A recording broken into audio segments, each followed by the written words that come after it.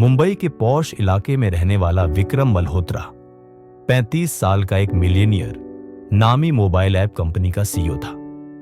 BMW में घूमता, media में छाया रहता और हर मीटिंग में खुद को सबसे बड़ा समझता। उसके दिमाग में एक ही बात थी, मैं सबसे ज्यादा जानता हूं। विक्रम की सोच में टीम का कोई वजूद नहीं था। उसे लगता था कि उसकी सफलता उसके अकेले के दम पर है। वह किसी की सलाह नहीं लेता था, हर सलाह को बेवकूफी समझता था। एक दिन उसकी कंपनी को एक इंटरनेशनल क्लाइंट से बड़ी डील मिली। क्लाइंट ने कहा कि उनका प्रोजेक्ट बेहद डिफरेंट और इनोवेटिव होना चाहिए। बाकी कंपनियां भी रेस में थी। टीम ने एक आइडिया प्रेजेंट किया, AI आधारित रूरल लर्निंग ऐप जो गांवों में बच्चों को सिखाने के लिए लो बैंडविड्थ में काम करता। पर विक्रम ने आइडिया को सिरे से नकार दिया।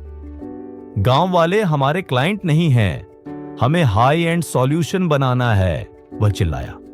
टीम मायूस हुई, पर विक्रम के आदेश के आगे कुछ नहीं चलता था। उसने खुद एक फ्यूचरिस्टिक ऐप डिजाइन किया जो अत्यधिक रिसोर्स मांगता था। टीम ने आखिरी बार सुझाव दिया, सर, सोचने की काबिलियत सिर्फ पैसे से नहीं आती, जरूरतों को समझने से आती है। पर विक्रम ने सबको चुप करा दिया। प्रेजेंटेशन से एक हफ्ता पहले विक्रम अपने पुराने कॉलेज गए एक सेमिनार में गया। वहां उसने अपने प्रोफेसर अनिरुद्ध सेन को देखा। अनिरुद्ध सर कभी उसके फेवरेट नहीं थे, क्योंकि वो सवाल पूछने पर जोर देते थे, जवाब देने पर नहीं। विक्रम ने तंज कसा, सर, आप अब भी स्टूडेंट्स को सोचने की काबिलियत सिखाते हैं?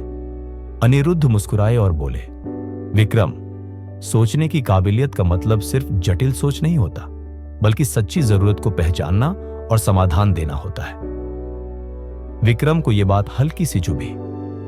डील के दिन इंटरनेशनल क्लाइंट ने सभी कंपनियों की प्रेजेंटेशन देखी। विक्रम का प्रोजेक्ट हाईटेक था, मगर व्यावहारिक नहीं। एक दूसरी छोटी कंपनी ने वही रूरल एजुकेशन वाला आइडिया प्रेजेंट किया, जिसे विक्रम की टीम ने पहले सुझाया था। क्लाइंट बोले, We want innovation that impacts real lives.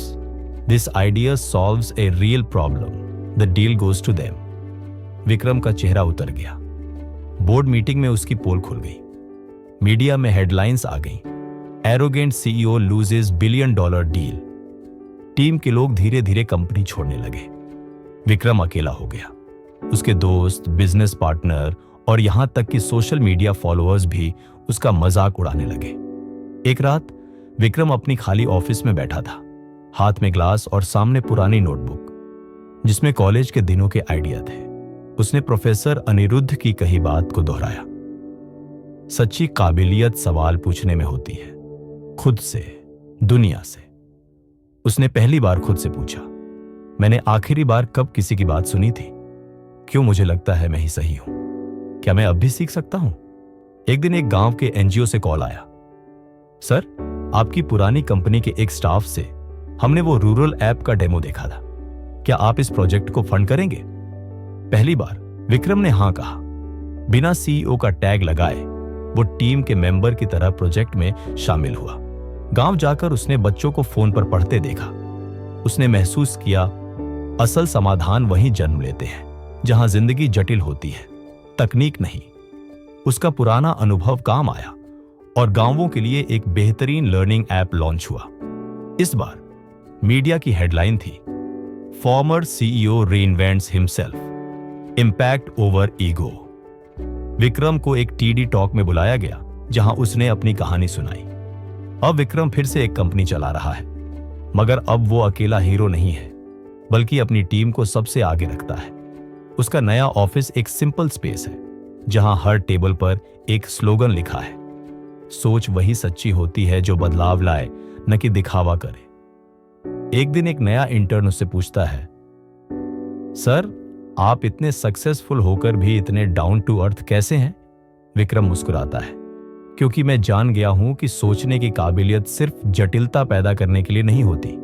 उसका असली मकसद होता है समस्याओं का सरल समाधान खोजना। अब विक्रम स्कूल और कॉलेजों में जाकर क्रिटिकल थिंकिंग पर सेशंस लेता है। वह युवा उद्यमियों को सिखाता है कि सोचना कोई टैलेंट नहीं, एक जिम्मेदारी है।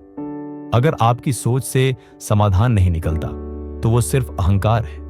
सोचने की असली काबिलियत वही होती है जो अहंकार नहीं, समाधान लाती है।